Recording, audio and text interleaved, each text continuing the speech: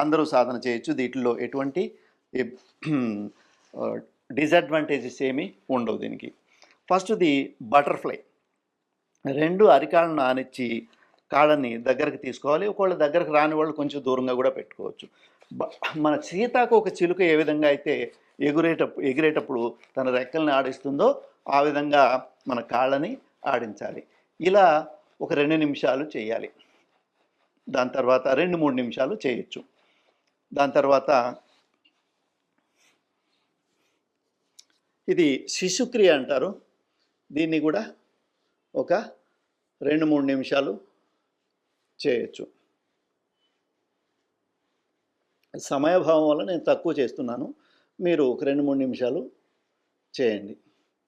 దాని తర్వాత